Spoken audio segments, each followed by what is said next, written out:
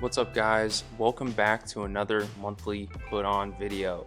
If you've never seen one of these before, well, I basically just yap the whole time. I go over albums that released this month, and then I'll put you on with my favorite song picks from said album. Most of the time, I'll do albums from artists that I'm a fan of, but I like to expand my horizons sometimes, so occasionally I'll listen to an artist that I don't normally listen to. I just believe in giving artists a chance.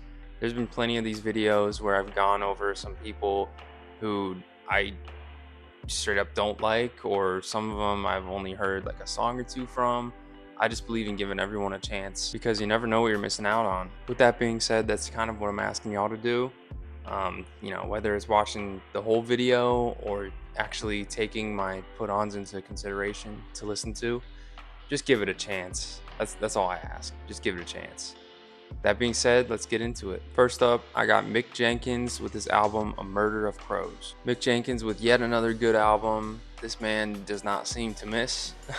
Since I've been a fan of him, at least, nothing beats the combo of Mick Jenkins' pen skills and his beat selection skills. He's just too good, man. Mick is a true rapper. He's a real lyricist, so this is all lyrical rap, but most of the album is chill, so it's similar to his other work. But y'all got to be put on to Mick Jenkins if you don't know him already. He's been around for a minute now. He's came up out of the underground. He's not quite mainstream, but he's not underground anymore. You're missing out if you're not already a fan of him. Great start to the month here. Next, I have Daniel Caesar, Son of Spurgey.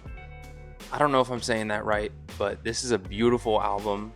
It's absolutely perfect for fall. This is one of the best albums that came out this month. I think it might be my favorite, honestly. It's just filled with emotion all throughout it. It's heartfelt. There are a bunch of sad songs on it. It's just beautiful. This is definitely one of those albums you need to listen with headphones on, alone in your room. It's just that kind of thing. The production's perfect on it. Every song is different. It's just so beautiful. I mean, that's obviously the key word I chose for this one is beautiful. It's also one of those albums where, before listening to it, I know the artist is good, but I just wasn't quite aware of how good they are. And then I listened to this album and it's like, wow, that really showed me how talented he is. And he plays the instruments on his own. And I don't know if he produces it or anything, but obviously he's singing. He's just a super talented guy. And it's just an amazing album from Daniel Caesar. Bravo. Next up, I have Tame Impala, Deadbeat. This man is so good at what he does. His album is good. It's very techno, kind of club sounding too. Lots of songs have these beat build-ups that they would just sound so much better if you had a drink in your hand, you know what I mean? To really enjoy this album, I think being in the right environment would make it so much better. It's super high energy, and like I said, kind of techno sounding. So it's honestly the exact opposite of the Daniel Caesar album. I personally, me listening to it alone in my room was not the vibe that it is. So I think it'd sound better, out or in the car or something. But I feel like you really can't go wrong with anything Tame Impala puts out. His fans are always going to be happy. Next up, I have What More and their debut album, What More. I discovered this group through social media where they were promoting the release of their debut album, their self-titled debut album. They sound pretty damn good. I'm a fan for sure. I feel some Brockhampton kind of vibes, but I feel like everyone would say that with a big group, I just can't help but think that they may have taken inspiration from them. That being said, they are not Brockhampton. They are What More, and I will respect that. I'm gonna put that out there. Keep an eye on this group, man. I see the potential. This is a good put on. What more could you ask for? All right. Next up, I have JPEG Mafia and Danny Brown, Scaring the Hose, Director's Cut. Okay, so this isn't Scaring the Hose 2. I take it. It's always so hard to tell what songs are new on JPEG's Director's Cut versions of his albums because he never just adds all the songs at the end of it like a deluxe or something. He kind of just puts it where he thinks they fit in the album, so they're randomly spread out. But let me break it down for you a little bit. Scaring the Hose 1 had 14 songs. The director's cut has 21. So at first glance, that's 7 new songs. But if you think about it, after Scaring the Hose came out in 2023, they released an EP with 4 songs on it. Those 4 songs are all on the director's cut. So that means that there are really 3 new songs on this album. So you gotta kind of break it down with these director's cuts. Tell Me Where to Go is a really good one from the EP that y'all need to listen to. And from the 3 songs that are new, I like the song Roaches the most. I think that was the only one with both JPEG and Danny Brown on it. I think the other 2 songs that were new was just JPEG on one and then just Danny on the other. So yeah, these are my picks. JPEG and Danny are just such a good fit together. Like, both of their weird, out there personalities just mesh so well together, and they even have similar pasts that they point to all the time in their music. That being said, lately I've seen some sort of beef going on between the two on social media. They're like teenagers going back and forth. I don't know, people are saying one thing about the other, and it's just like, it looks like drama. I haven't even gotten into it, so I don't know if they're beefing or what, but we'll see if Scaring the Host 2 comes out. This project is really cool to see, but I'm really excited for a full new album to come out with Scaring the Host 2 sometime soon. Next up, I got Saba with his album Coffee.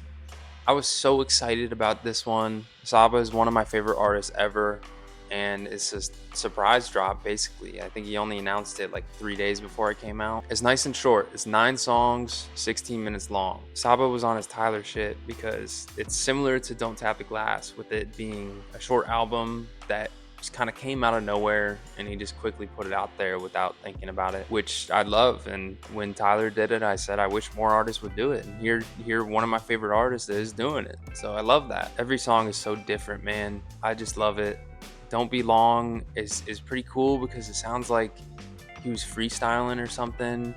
You know, he just kept the same melody kind of going. He was just adding to it as calls were popping up on his phone. My Bro is annoying at first listen, but it's actually a pretty dope song. The song Looking for Parking just bothers me because of the sound effects on his voice. When songs or even artists sound like this, it is hard for me to like it, just because I can't understand what they're saying most of the time, as well as I just don't like the sound of it. I was looking at the lyrics on this song, and at the bottom of the lyrics on Apple Music, it shows who it's written by, and Vince Staples had a writing credit on this song. I thought that was super cool to see because, I mean, I'm a big fan of Vince Staples too. I love these 2 artists. So it's just super interesting because, you know, were they in the studio together, or do they have music together? You know, like, how many songs have they written for each other? Like, it's kind of a rabbit hole that I want to dive into. I just thought that was super interesting. Just these 2 artists that I love just randomly doing stuff for each other. Like, I love that. I feel like that happens kind of often, where 2 artists that I like just eventually somehow find each other. These songs up here are my favorite. High Tides is easily the best song on here. It's perfect. And Itachi, or however you say it, is sick too. Next up, I have KC with his album Mixtape V1, Volume 1. So there's going to be another one coming out, apparently, according to the title of the album. Every time I listen to a KC album, I just know there's going to be one song that I get super attached to. And what do you know? It happened again. I love the beat drop on Thought You Lost It. It's just so addicting. I've listened to it on repeat. You know, I think I've gone over KC the most on this channel because this is his 3rd drop of the year.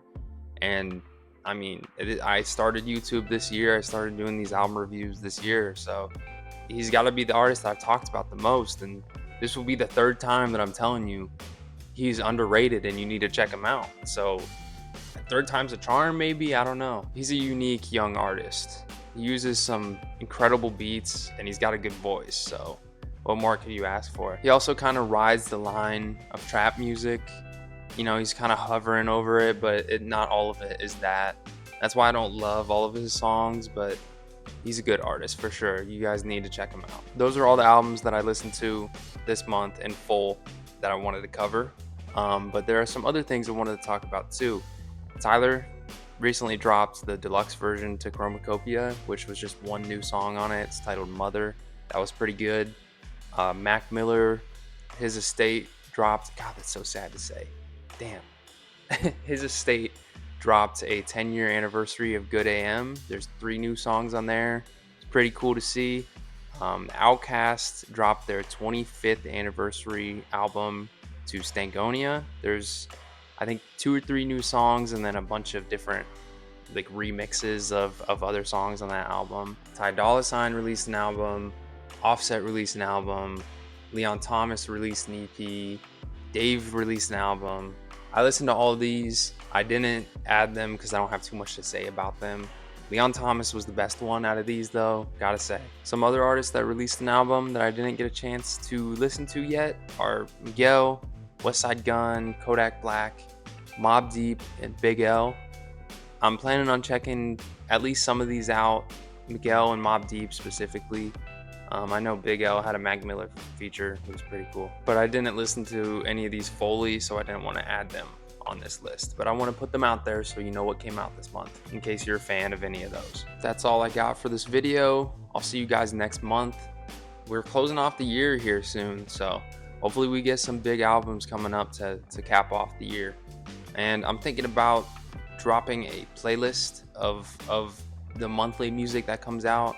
I'm thinking about making that a thing and making it public to you guys. If you guys have Apple Music, I don't have Spotify, unfortunately. I might be able to do a little something. My girl has Spotify. Maybe I'll put it on there. But if you guys would like to see that, a playlist, you can see all my put-ons in one spot, easy to access. Let me know in the comments below. But that's all I got for today. So leave a like, subscribe, all that good stuff. Peace.